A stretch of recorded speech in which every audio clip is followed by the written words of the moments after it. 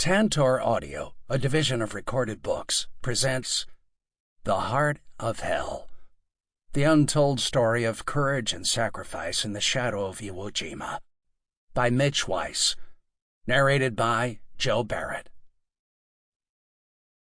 Introduction. February 17th, 1945. A clear, bright morning. Rufus Geddy Herring, Lieutenant Junior Grade, peered through binoculars at the tiny island in the distance. Rocky coastline, deep gorges, high ridges. It bristled with Japanese machine guns, rockets, and thousands of soldiers, all of them well dug in. The Marines had their work cut out for them. So did his flotilla of little gunboats.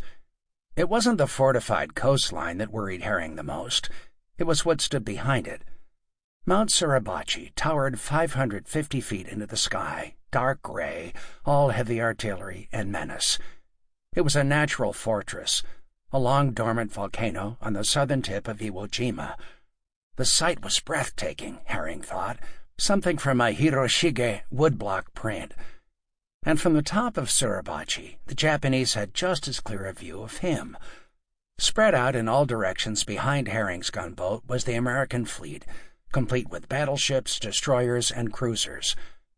Up close is what concerned Herring, as he and the rest of Flotilla 3, Group 8, 12 very visible gunboats, moved slowly in the very shadow of the mountain.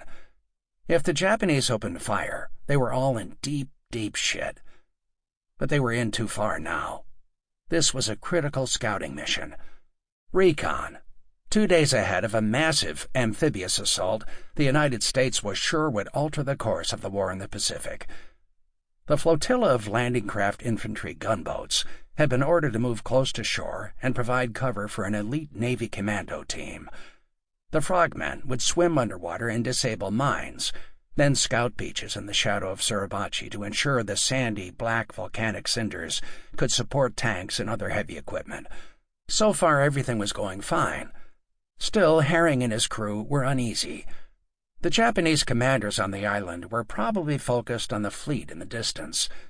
Surely someone up there had spotted the gunboats, but the flotilla had received no fire. Nothing. It's too quiet, Herring thought.